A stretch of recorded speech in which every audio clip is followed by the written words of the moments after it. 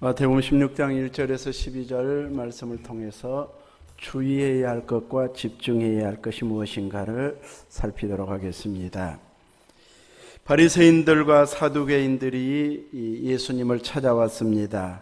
그들이 예수님을 시험하면서 하늘로부터 온 표적을 보여달라, 하늘로부터 오셨다고 말하고 있는데 그 표적을 보여달라고 말합니다.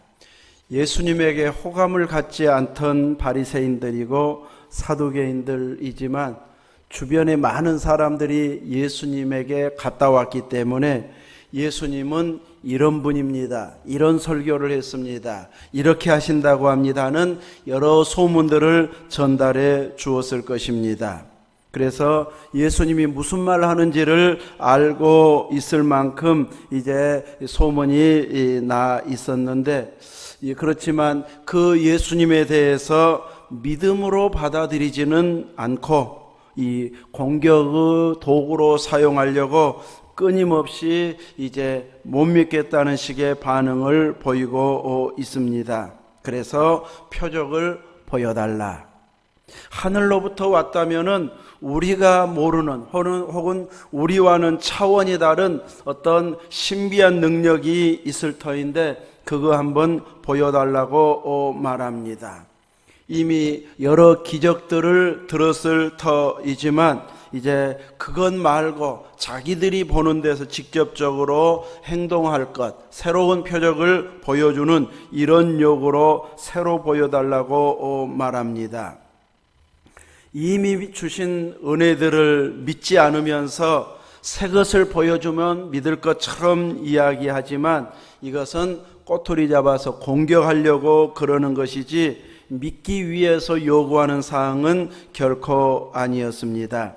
그래서 예수님은 그들을 향해서 이제 비유로 대답을 해 주시고 있는데, 거기에서 그 나라에서는 저녁에 하늘이 붉으면 내일 날씨 좋겠네 하고, 아침에 하늘이 붉고 흐리면 오늘은 굽겠다 혹은 비가 오겠다, 이렇게 이제 이야기를 하면서 날씨는 분별하면서 왜 시대의 표적은 분별하지 못하느냐고 책망합니다. 악하고 음란한 세대가 표적을 구한다고 하면서 주님께서 보여줄 표적은 요나의 표적밖에 없다. 이 물고기 뱃속에서 죽었다가 이제 사흘 만에 다시 살아나는, 이런 물고기 뱃속에서 나와서 니느웨에서 회개하라고 외쳤을 때에 다 회개했는데 요나보다 더 큰 이가 와서 증거하고 있는데 회개를 하지 않는다, 돌이키지를 않는다. 이것은 니느웨 사람, 이방 나라보다 더 악해져 있다, 이것을 보여주는 것이 됩니다. 우리들도 날씨는 어느 정도 이야기들을 합니다. 바람을 딱 봐도 이건 비올 바람이다, 아니다. 우리 박금래 권사님 알아요, 몰라요? 비올 바람인지 아닌지 알아요, 몰라요? 알죠. 구름이 어디에 걸쳐 있으면 비 오겠다 안 오겠다 압니다. 이렇게 우리들은 경험으로나 어른들을 통해서 들었던 이야기로 이런 때는 꼭 비가 오더라, 또 그때 아니면 내 몸이 쑤시더니 비 올 줄 알았어, 이렇게라도 말해가지고 이런 분별들은 금방 하고 있습니다. 그런데 진짜 중요한 것은 시대를 분별해야 돼. 주님의 때, 하나님의 때를 분별하면서 내가 어떻게 살아야 가장 바르게 사는가, 이것을 제대로 시대의 표적을 분별할 줄 알아야 되는데 그것을 하지 못하고 있다고 책망하고 있습니다. 그러면서 그들에게 어떤 새로운 표적을 보여주지 않고 요나의 표적밖에 보여줄 것 없다면서 돌려보냅니다. 그리고 이제 제자들과 함께 건너편으로 가고 있는데 제자들이 그날따라 이 떡 가져가기를 잊었다, 이 빵 가져가기를 잊었다. 우리나라는 옛날에는 빵을 안 만들어 먹었나 봐요. 이 성경을 번역할 때쯤에는 이 빵이 뭘로 번역해야 되나 하다가 우리나라는 떡이 있지 하고 떡으로 번역했는데 조금은 다른데도 그 당시에 처음 번역할 때는 이 떡이 더 익숙해 가지고 이제 이 빵인데도 떡으로 번역을 많이 했습니다.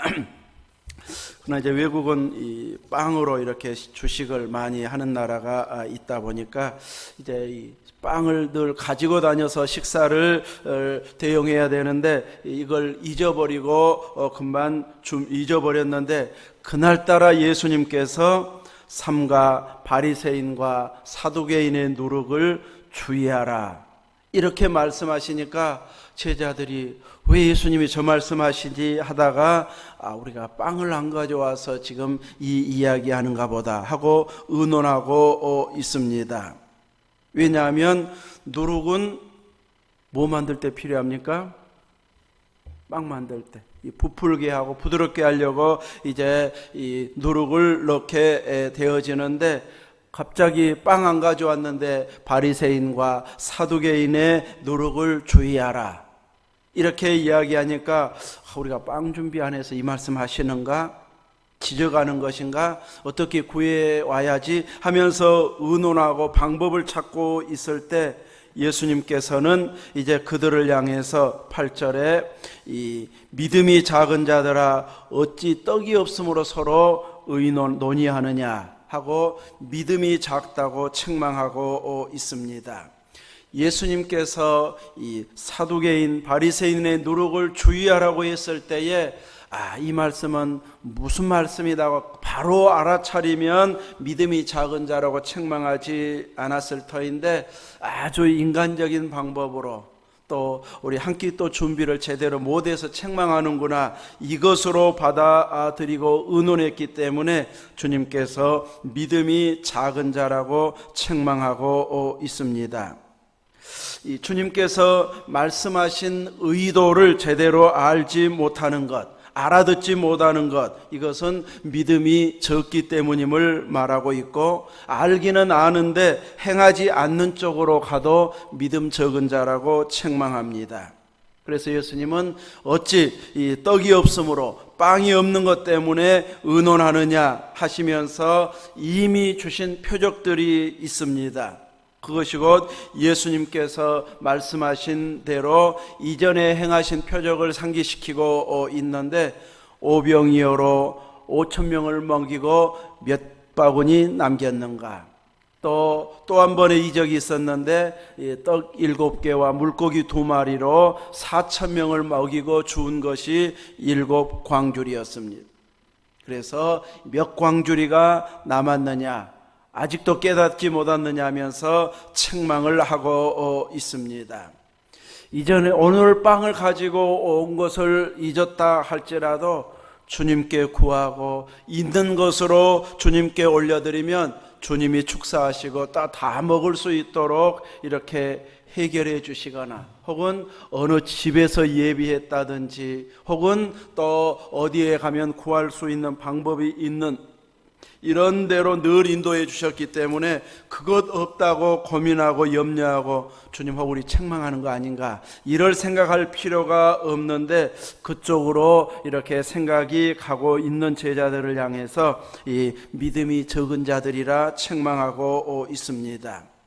제대로 주님의 뜻을 헤아리지 못하고 주님의 말귀를 알아들이지 못하면 이렇게 엉뚱한 반응이 나오게 되고 믿음 없다는 책망을 받게 되어진다는 것을 말하고 있습니다.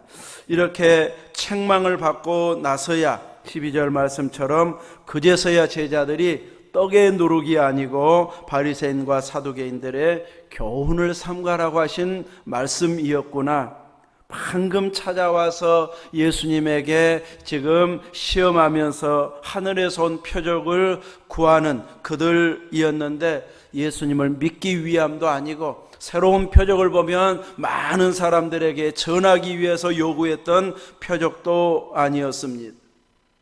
오직 예수님을 시험하고 공격하고 무너뜨리고자 하는 이런 공격의 빌미로 삼기 위해서 그들은 예수님에게 교훈을 표적을 요구했기 때문에 그들의 이 증거하는 교훈에도 이런 의도들이 다분히 들어 있는 교훈이라고 할 수 있습니다. 그래서 그들의 말을 듣고 나면은 점점 예수님과 멀어지게 만드는, 하늘에서 오는 것도 거짓이다, 하나님의 아들인 것도 가짜다, 메시아도 믿을 수가 없다, 또 모세의 율법을 계속 어기는 자들이다, 이 말을 먼저 듣고 그것이 마음의 자리에 딱 와 있게 되어버리면 다른 사람이 그 기적을 보고 와서 체험하고 나서 이야기해도 자기가 처음 들었던 말을 빼내지 않는 한은 믿어지지가 않습니다. 그래서 예수님을 받아들이지 못하는 이런 결과로 나아가게 되어지는, 그래서 소경이 소경을 인도해 가지고 같이 지옥 가게 만드는 이런 교훈이 되어져 버리기 때문에 예수님께서는 그들의 교훈을 삼가라고 이렇게 미리 주의를 주고 있습니다. 그들은 예수님에게 관심이 있어서 물어본 것이 결코 아니었습니다. 오직 어떻게 하면 공격거리를 찾을까, 이런 자세로만 질문하고 있기 때문에 대답을 해 주어도 알아듣지 못하고 보여주어도 바로 받아들이지 않는 이런 교훈을 하고 있기 때문에 이들의 교훈을 듣다가 보면은 누룩처럼 부풀어 가지고 번져서 이제 내 신앙까지 무너뜨리는 이런 결과로 만들어 가버립니다. 이런 바리새인과 사두개인들의 누룩과 같은 교훈이 오늘날에는 이단 사상으로 끊임없이 파고들고 있습니다. 그래서 많은 이들의 신앙을 무너뜨리고 있고, 자기들은 제대로 믿고 기존 교회들은 다 무너뜨려야 할 이런 대상으로 생각을 하게 만드는데, 그런 어리석은 말을 들으면 못 믿어야 맞는데도 자꾸 그쪽 교훈에 귀를 기울이고 따라가다가 보면은 이제 분별력이 약해져 가지고 그것이 맞는가 하고 따라가 버리게 됩니다. 오늘 우리들의 주변에서 일어나는 모든 일들을 볼 때에도 우리와 나와 상관없으니까 하고 무관심으로 대응하기보다는 이런 일들이 나에게도 일어날 수 있고 내 자식 때에도 일어날 수 있고 우리 교회에도 일어날 수 있을 수 있다. 그렇다면 그때가 되면 나는 어떻게 대처해야 될까 준비하고 기도하는 자가 되어야 됩니다. 나이가 들면 전에 행동하고 틀려지네. 행동이 달라지고 말이 달라지고 또 반응이 달라지는 이런 모습을 보면서 나는 영원히 지금 모습처럼 유지될 것처럼 다른 사람만 공격하고 책망하고 혼내주는 이런 모습이 되어져서는 안 된다는 것이. 나이 들어서 나타날 수 있는 현상은 불과 몇십 년 지나면 내 일로 다가오고 내 주변의 일로 다가오기 때문에 이제 우리들은 사랑으로 대하고 위에서 기도해주고 어떻게 하면 도움이 되는 말을 해줄 수 있을까 하면서 협력자로서 반응을 보일 수 있어야 할 것입니다. 내가 비판하고 잘못한 자들에 대해서 책망하고 욕을 할 때에도 우리들은 혹시 나에게 이런 모습이 있을 수 있기 때문에 자신을 먼저 점검하라고 주님은 말씀하고 있는데 우리들은 먼저 비판이 나오기가 쉽습니다.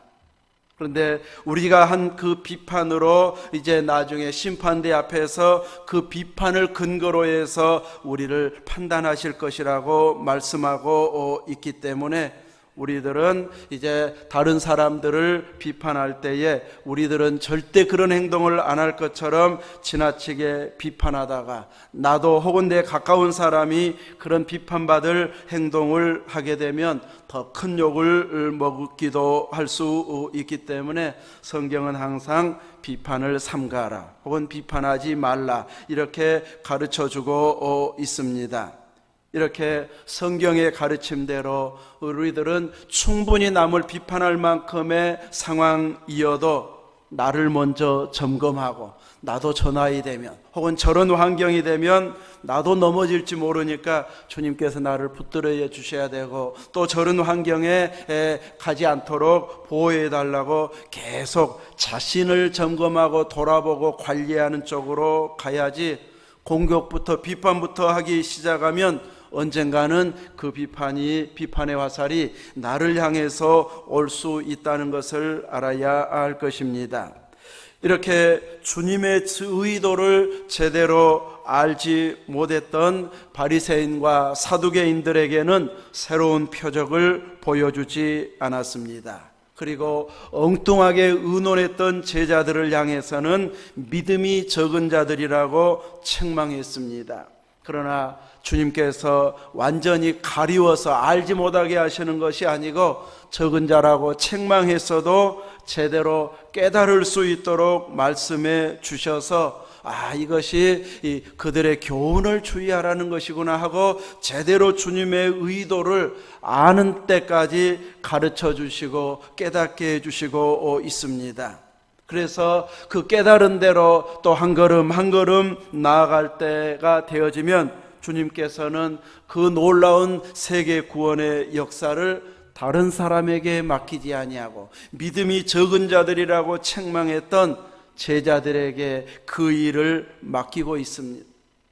그것은 그 사이에 그만큼 실수도 하고 믿음 적은 자들이라고 책망도 받았지만 계속 주님의 가르침을 받고 주님과 함께 따르다가 보니까 이제 점점 믿음이 주님이 원하는 요구의 수준까지 올라서서 모든 남은 일들을 맡기고 떠나도 될 만큼 이렇게 받아들이게 되고 성장하게 되어지는 것을 보게 됩니다.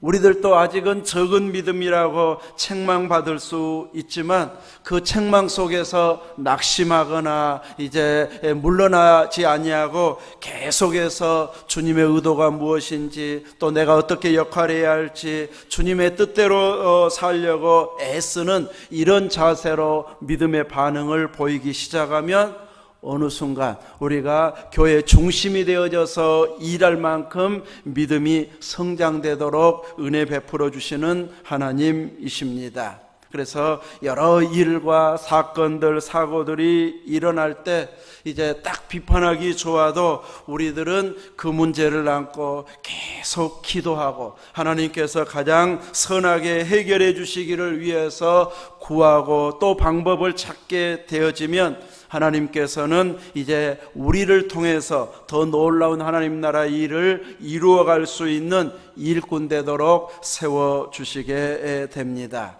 우리들은 집중해야 될 것, 이것은 바로 주님께서 가르쳐 주신 교훈의 의도가 무엇인가, 여기에는 아주 집중해서 나를 성장시키는 쪽으로 발전시켜 나아가야 할 것이고, 우리의 믿음을 허는 교훈들에 대해서는 항상 주의를 해가지고 거기에 따라가지 않도록, 그 일로 인해서 내가 말씀을 막혀버려가지고 도저히 은혜 생활 못하는 쪽으로 가지 않도록 이런 부분들은 주의하고 주님이 주신 교훈에는 집중력을 발휘해서 마음껏 주님이 요구하는 수준까지 끌어올려가는 자가 되어야 할 것입니다. 지금의 수준이 우리의 전부가 아니기 때문에 주님이 가르치시고 인도해 주시는 대로 우리가 따라가다 보면 1년 지나 5년 지나 10년 지나면 지금보다 훨씬 더 깊은 신앙에서 교회를 섬기는 자리에 있게 되어질 것입니다. 그러나 주의하라고 하는 그 교훈을 따라가 버리게 되어지면 우리들은 있었던 신앙까지 무너져 버리는 그런 결과가 올 수 있기 때문에 철저히 주님의 가르침대로 주의하라고 하는 것은 주의하고, 집중하라고 하는 것, 또 제대로 깨달으라고 가르칠 때는 온전히 깨달아서 하나님 나라에 합당한 일꾼으로, 성숙된 믿음의 사람으로 이렇게 좋은 결실들을 맺어갈 수 있기를 주님의 이름으로 축원합니다. 아멘.